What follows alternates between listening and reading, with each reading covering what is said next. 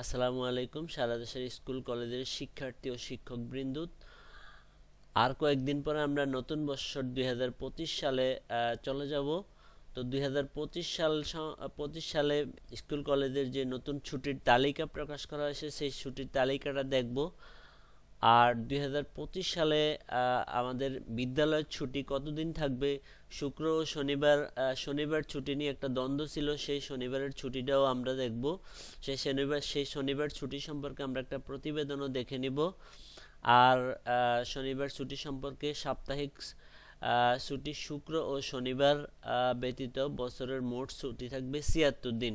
তো সেই বিষয়টা আমরা দেখব। তো এই সংক্রান্ত বিস্তারিত তথ্য আজকের ভিডিওতে আমরা জানব। প্রিয় ভিউয়ার্স, আজকের এই নতুন ভিডিওতে সবাইকে স্বাগত জানাচ্ছি। আপনি যদি আমার চ্যানেলে নতুন হয়ে থাকেন তাহলে এরকম গুরুত্বপূর্ণ ভিডিওর আপডেট পেতে চ্যানেলটি সাবস্ক্রাইব করে রাখুন। ভালো লাগলে লাইক কমেন্ট করুন। আর সম্পূর্ণ ধারণা পেতে পুরো ভিডিওটি না টেনে দেখুন। তাহলে চলুন শুরু করা যাক। তো সবার আগে আমরা প্রতিবেদনটা দেখে নিব, তারপর আমরা ছুটি তালিকাটা দেখব।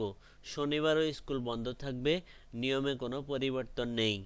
তাহলে এখানে যে প্রতিবেদনটা আছে, গত ডিসেম্বরের প্রথম সপ্তাহে ফেসবুকে একটি খবর ব্যাপকভাবে ছড়িয়ে পড়ে, যেখানে বলা হয় আগামী বছর থেকে শনিবার স্কুল খোলা থাকবে।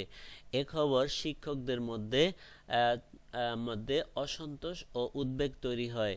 যদিও শিক্ষা মন্ত্রণালয় ও উচ্চশিক্ষা অধিদপ্তর মাউসি তখনই এ তথ্যকে ভিত্তিহীন বলে জানায়। তবে সোমবার 23 ডিসেম্বর শিক্ষা মন্ত্রণালয় 2025 সালের শিক্ষাপঞ্জি ও ছুটির তালিকা প্রকাশ করার পর উদ্বেগ দূর হওয়ার কথা। প্রজ্ঞাপনে স্পষ্টভাবে উল্লেখ হয়েছে শুক্রবার ও শনিবার 2 দিনের সাপ্তাহিক ছুটি বহাল থাকবে। তো এখানে আমরা সামষ্টিক মূল্যায়ন 2025-এর একটা সময়সূচি দেখতে পাচ্ছি। অর্ধবার্ষিক পরীক্ষা, প্রাক নির্বাচনী পরীক্ষা 24 জুন 2025 মঙ্গলবার থেকে 10 জুলাই 2025 বৃহস্পতিবার পর্যন্ত 12 দিন থাকবে এই পরীক্ষা। ফলাফল প্রকাশ হবে 27 জুন 2025 রবিবার। তো এখানে তারপরে কি নির্বাচনী পরীক্ষা মানে মাঝামাঝি যে পরীক্ষাটা নেওয়া হবে সেটার তারিখ এখানে দেওয়া হয়েছে। আর বার্ষিক পরীক্ষা হবে 20 নভেম্বর থেকে শুরু হবে। 7 ডিসেম্বর রবিবার পর্যন্ত চলবে। তো 30 ডিসেম্বর মঙ্গলবার ফলাফল প্রকাশ হবে। তো এটা ছিল পুরো বছরের পরীক্ষার সময়সূচি। তারপর আমরা যেটা দেখব, শিক্ষাবর্ষ হবে 1 জানুয়ারি থেকে 31 ডিসেম্বর পর্যন্ত শিক্ষাবর্ষ হবে। সরকার ঘোষিত নির্দেশনার আলোকে পাঠ্যপুস্তক বিতরণ করা হবে। উল্লেখিত পরীক্ষার সময়সূচি অনুযায়ী অর্ধবার্ষিক পরীক্ষা, প্রাক নির্বাচনী পরীক্ষা, নির্বাচনী পরীক্ষা ও বার্ষিক পরীক্ষা গ্রহণ নিশ্চিত করতে হবে। বার্ষিক পরীক্ষার উত্তরপত্র অন্তত 1 বছর সংরক্ষণ করতে হবে।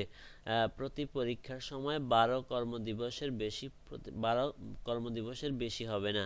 স্ব বিদ্যালয় পরীক্ষার প্রশ্নপত্র নিজেরাই প্রণয়ন করবেন। কোনো অবস্থাতেই অন্য কোনো উৎস থেকে সংগৃহীত প্রশ্নপত্র পরীক্ষা নেওয়া যাবে না। তারপরে 4 নম্বরে যেটা আছে, পরীক্ষার নির্ধারিত তারিখ পরিবর্তন করা যাবে না। তবে কোনো বিশেষ কারণে পরীক্ষার তারিখ পরিবর্তন করতে হলে মাধ্যমিক ও উচ্চশিক্ষা অধিদপ্তরের পূর্বানুমতি গ্রহণ করতে হবে। যেটা সবচেয়ে ইম্পর্টেন্ট যেটা দেওয়া হয়েছে, সাপ্তাহিক ছুটি শুক্র ও শনিবার ব্যতীত বছরের মোট ছুটি থাকবে টোটাল ৭৬ দিন।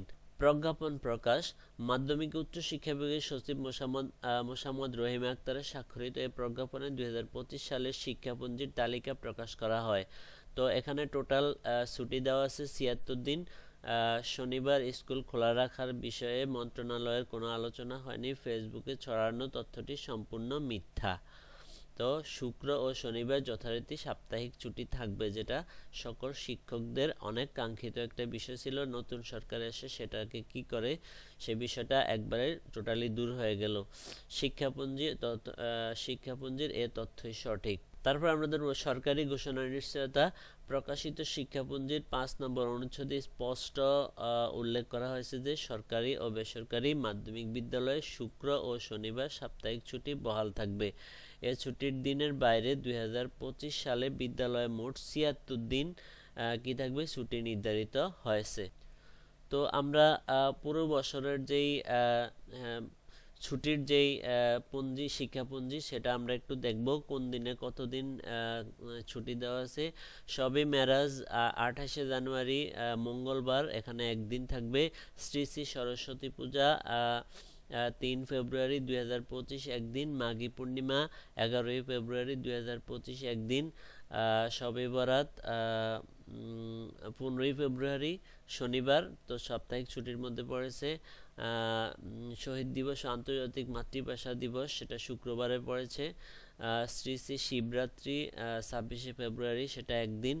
তারপরে এখানে যেটা আছে পবিত্র, তারপরে ৭ নম্বরে যেটা আছে পবিত্র রমজান মাস, শুভ দোলযাত্রা, স্বাধীনতা ও জাতীয় দিবস ২৬শে মার্চ,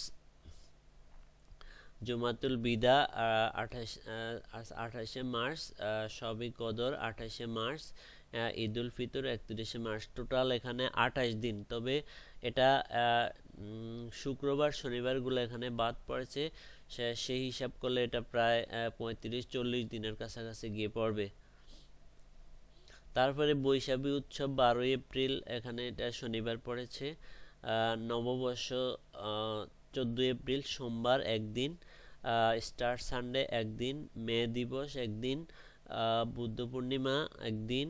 তারপরে ঈদুল আজহা ৭ই জুন ও গ্রীষ্মকালীন অবকাশ, এখানে ১লা জুন রবিবার থেকে ১৯শে জুন, টোটাল ১৫ দিন। এই ছুটিগুলো হবে ১৫ দিন। তারপরে এখানে আছে আশুরা, শুভ জন্মাষ্টমী, আখেরি সাহার সোমবার,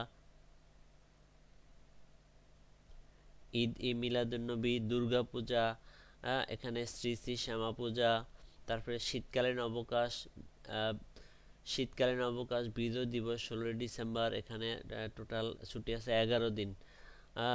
শীতকালীন অবকাশ সহ অন্যান্য ছুটি। প্রতিষ্ঠান প্রদানের সংরক্ষিত ছুটি ৩ দিন, এখানে টোটাল ৭৬ দিন। আর এখানে যেটা আমি আগের বার দেখালাম, অর্ধবার্ষিক পরীক্ষা, প্রাক নির্বাচনী পরীক্ষা, নির্বাচনী পরীক্ষা, বার্ষিক পরীক্ষার জন্য সময়সূচি দেওয়া আছে। তো এই ছিল আমাদের আজকের। তো আশা করি পুরো ভিডিওটি সবাই বুঝতে পেরেছেন। আজকের ভিডিও এ পর্যন্তই। আশা করি ভিডিওটা আপনাদের ভালো লেগেছে। ভিডিওটা ভালো লাগলে লাইক কমেন্ট করতে ভুলবেন না। দেখা হবে অন্য কোনো ভিডিওতে। সে পর্যন্ত সবাই ভালো থাকবেন। আল্লাহ হাফেজ।